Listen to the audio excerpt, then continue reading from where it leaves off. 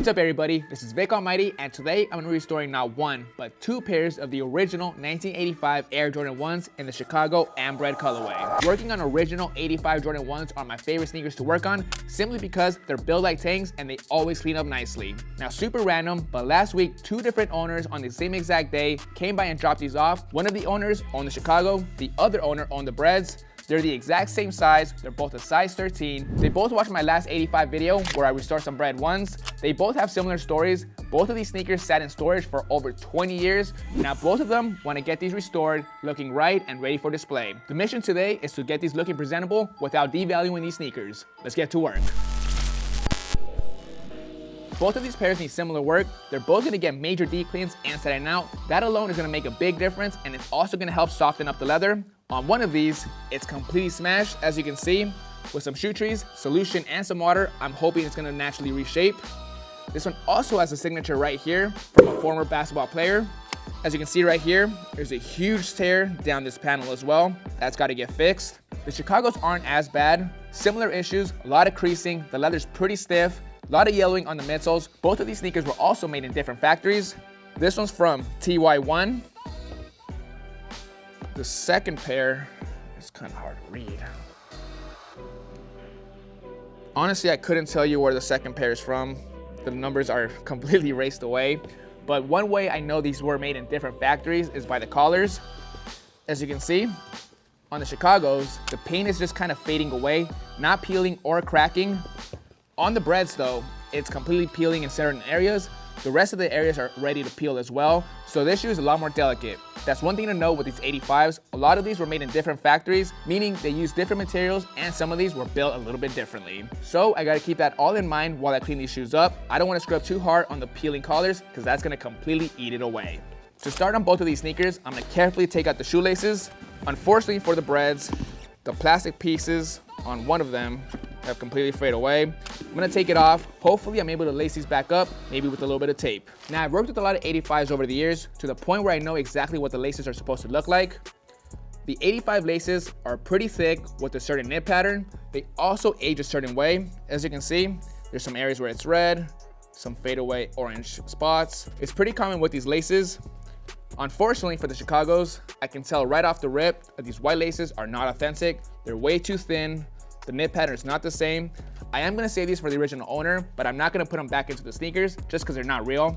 I am gonna be replacing them with some Foxtrot uniform laces. Has the exact same knit pattern, same exact thickness. They're gonna match the shoes perfectly. So I'm gonna put these to the side. They are gonna get a cleaning later. We still need to take out the insoles. Carefully.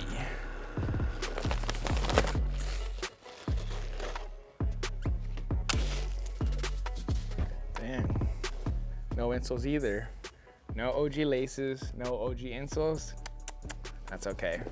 As far as the insoles for the Breds, they're falling apart. In the middle is broken down polyurethane. That stuff is no good. I'm not gonna replace the insoles. These are original. I will put them to the side. I'm not gonna get these wet because it'll create a nasty mess. Now for this part, I am gonna be wearing a mask. These shoes are extremely filthy. They've sat in storage for decades. There's a lot of dust all around the sneakers and on the insides. Both of the shoes, the collar areas are breaking down, so a lot of that stuff is all around the inside of the shoes. It's not healthy to breathe in, so I'm gonna go next door, use a soft bristle brush and the compressor to blow off all that stuff.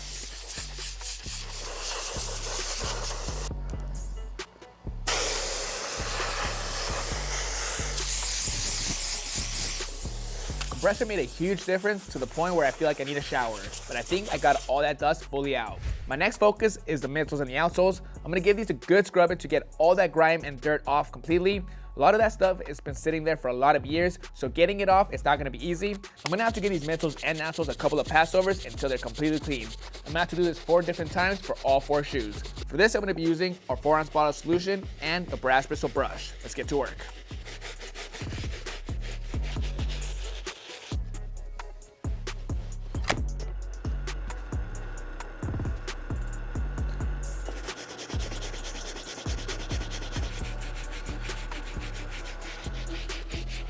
Outsoles are fully cleaned up. I got every single little piece of grime and dirt fully out of every single little crevice. The soles look amazing. The stitching's back to its original color.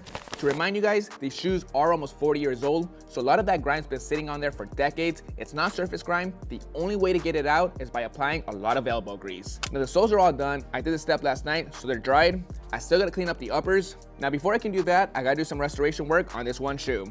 There is a big separation going on this panel right here.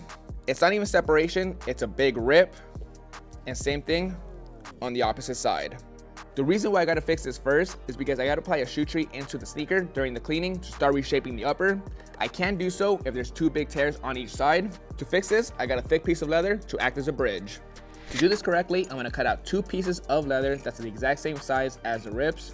Then I'm gonna apply some glue on both parts. Let it cure for about 20 minutes and then stick it together. The leather piece is gonna act as a bridge for the upper and the sole.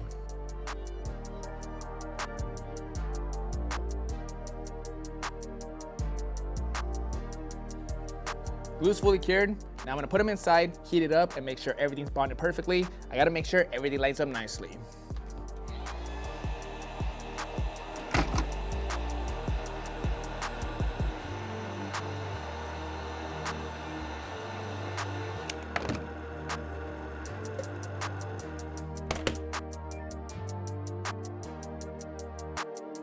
That fix looks good.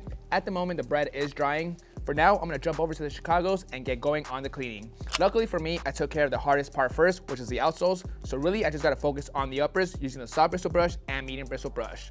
A couple things to know for this cleaning. I'm not gonna be cleaning the insides for a couple different reasons. On the inside of the shoe, on the canvas area specifically, same thing with the tongues. It looks like it's dirty, but that's more so age. There's no way I'm gonna get that back to clean, so I'm not even gonna waste my time.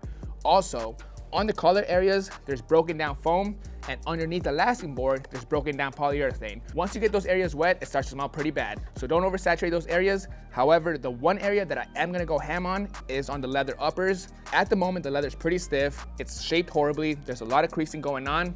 2 ways to eliminate that is by using our Rejuvenator natural solution. All you need is 2 squirts inside a bowl of water.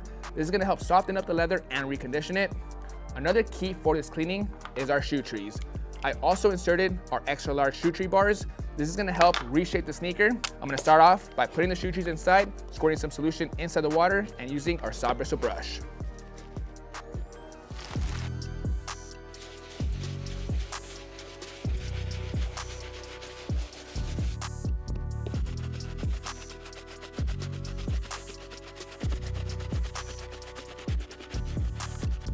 All right, good to go with the soft bristle brush. The shoe's looking a lot better already. The white is looking a lot whiter, and the red is looking a lot more vibrant. Next brush I'm gonna use is the medium bristle brush. I'm not gonna focus on the red, just the white.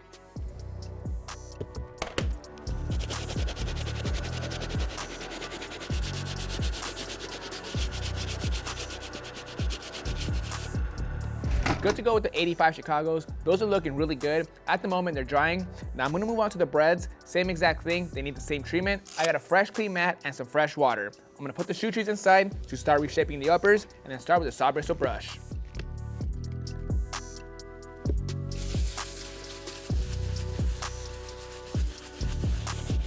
When it comes to these shoes, they're extremely old. A lot of these scuffs and stains on the uppers are not gonna come off just by a cleaning. All I really wanna do is get these as clean as possible and reconditioned.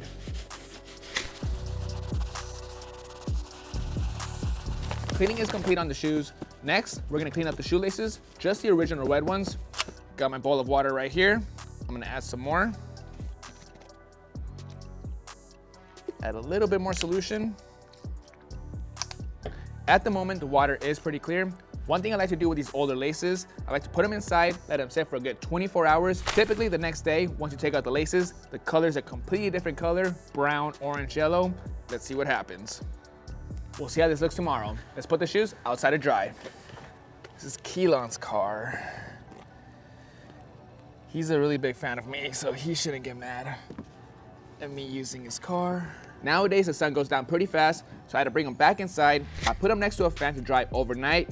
This morning I came in, these shoes look fantastic. Now there's 2 big differences on both sneakers. The first one being the color on both of them. The red is back to being nice and rich, it's vibrant.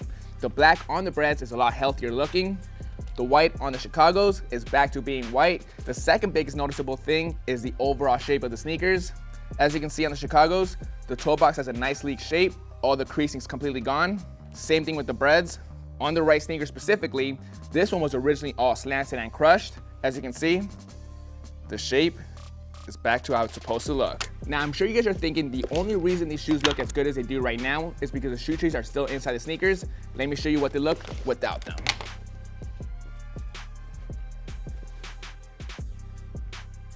Night and day difference, thanks to our shoe trees. The Chicago still needs some work, but for the most part, they're basically done. I want to put these to the side and only focus on the Breds for now. These do need some restoration work. I'm gonna start with the black leather. Overall, it's in great condition. I don't want to go in and paint the entire thing. However, this toe cap piece is just pretty faded. I'm gonna go in with some black paint to touch up this area. The only thing is, I don't want to overdo it.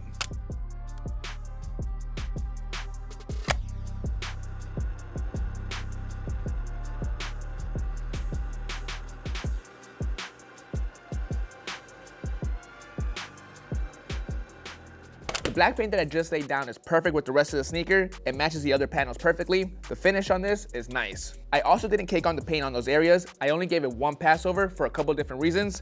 I wanted some of the scuffs to still show so it matches the other panels on the sneaker.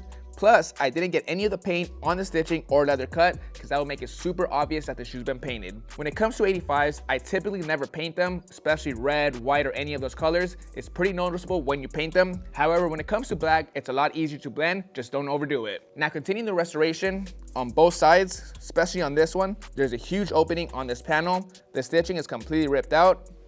To fix this, because it looks pretty ugly, I'm gonna go in, apply some glue, let it cure for about 20 minutes, and then stick it together. But first, I'm gonna cut off these loose threads so it doesn't get in the way. While I'm doing that, I'm gonna take care of the rest of the sneaker.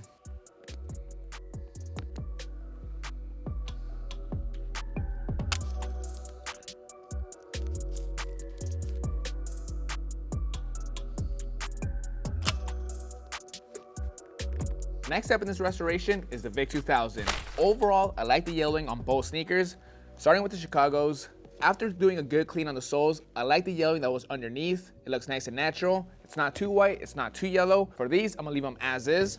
So, we're back to the Breds. The thing with these shoes is, they're two different colors. This one's on the white side, this one's a lot yellower. On the inside, they basically do match. I'm not sure exactly what happened. Maybe this shoe was putting in the sun. Maybe this one wasn't. Not exactly sure. So what I want to do now is match them. I'm only going to be putting the left shoe inside the Vick 2000, having this side pointing up. After about 30 minutes to an hour, they should match perfectly. In the meantime, I'm going to work on this panel. These are not signed by Michael Jordan. If they were, I wouldn't be touching them. However, they are signed by Larry Chris Kobiak.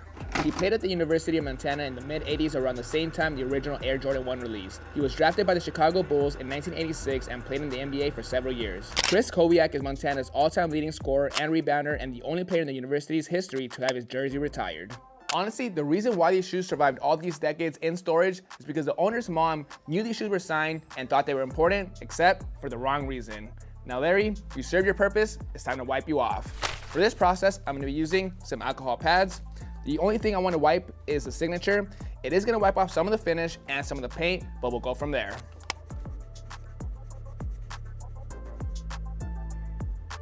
Autograph is fully wiped off. At the moment, I wiped off too much red. There's a big scuff in that area. I'm going to have to repaint it, and I have the perfect mix. I'm going to lay it down with an angular brush. I'm not trying to get a perfect paint job on that panel. I'm trying to make it natural with the rest of the red leather.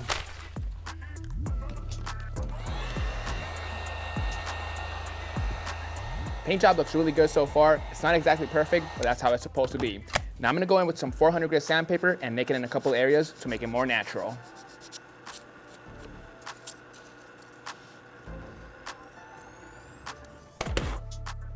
All right, that looks nice and not perfect. You can't even tell the signature was there. Now this shoe's basically done. There is a lot of scuffing on the toe box, but it looks perfect with the rest of the age on the shoe. We don't need to touch that up. Now on the opposite shoe, same thing. There's a lot of natural scuffing all around, some white scuffs here and there. Those are really not a big issue, but there's some pretty ugly ones. There's a nasty black scuff in this area, white one over here. It doesn't look too good with the rest of the shoe. So I'm gonna grab some more alcohol prep pads, wipe off as much as I can, then once again with the red paint, touch it up.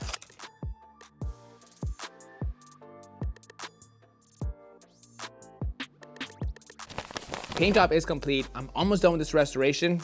It's been exactly 24 hours since I put the shoelace inside the water and solution. Let's see how it looks. Now, I should be wearing gloves for this, but whatever, I'm going to the sink right now anyway. This water was clear 24 hours ago. Brown, yellow, orange pea from 85. Let's go rinse this.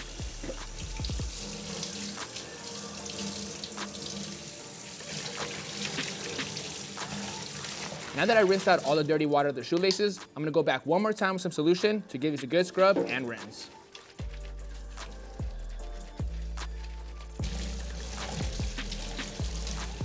This restoration is almost complete. This final step is very important. These sneakers are 40 years old. Luckily, they use some good quality leather on these shoes to the point where they're still holding up today. The key now is to maintain it. We want these shoes to last another 40 years. We did a good job using our Rejuvenator solution during the deep clean to get the natural oils deep into the leather. It softened it up. They look a lot more richer. Now we still need to complete the job using our Rejuvenator mink oil. I'm gonna go in, spray a thick coat on all 4 shoes, then let it sit overnight so the leather can absorb the mink oil. This is gonna help the shoes last another 40 to 50 years without the leather cracking or falling apart. Now, I can't stress this enough, mink oil really makes a big difference, especially on older sneakers like these 85s. Any of these older sneakers that come to the door, get the mink oil treatment. Now, it doesn't just work great on older sneakers, it's also good for older jackets or purses. Anything with leather really, not to mention the wonders it does on suede. If you have any older sneakers, whether you wear them or not, I highly recommend using mink oil to maintain them. The leather completely absorbed the mink oil all around. It's got a nice healthy sheen to it on both sneakers. These look really good. Before I give them back to the owners, I might apply another coat of mink oil just to make sure the leather's fully reconditioned on these. All that's left to do is to lace them up. Over here, I got the original red laces. They're nice and clean. One of them's gonna be really easy to lace up. The other one, the plastic's completely chewed apart. So what I did was grab a lighter and shaped it up to be nice and pointy to make it easy to poke through the hole. On the Chicago's, these are the laces they came with. They're not original, so I'm not gonna be using these again. I got perfect replacements from Foxtrot Uniform. It's a nice perfect creamy tint that's gonna match the midsoles and the rest of the sneakers perfectly. The nip pattern, the thickness is the exact same to the original laces. These are a perfect replacement. Alright guys, that's gonna bring us to an end on this restoration on these 1985 Bred 1s and Chicago 1s. I absolutely love working on these shoes because they're built like tanks and they clean up nicely every single time. I did some gluing and some paint touch-ups, but really what made the biggest difference in these sneakers was the deep clean I did in the beginning of this video, the shoe trees during the cleaning and drying process, and the mink oil. Between those 3 things, it made a world of a difference. And most importantly, I did not do anything to devalue these sneakers. The only thing I did was do a little paint touch-up where the Larry signature was. But if you think about it, I'm pretty sure I might have upped the value on these 85s because at the end of the day, you don't want a pair of 85 Jordan 1s that are not signed by Michael Jordan or the designer of these, Peter Moore. Now, both of these sneakers are ready to be displayed. Now, for the most part, guys, I don't take in work. I'm always busy with the videos, but the one shoe that I take in any day of the week are 1985 Jordan 1s. So if you have some that need some work, no matter if it's small or big, send me an email at fran@rejuvenator.com. For all the products that I used in this video to make this restoration happen, you can find them at rejuvenator.com. Use promo code OG20 to save 20% off for the next 24 hours. This is Vick Almighty. I'll catch you guys next time. See you guys.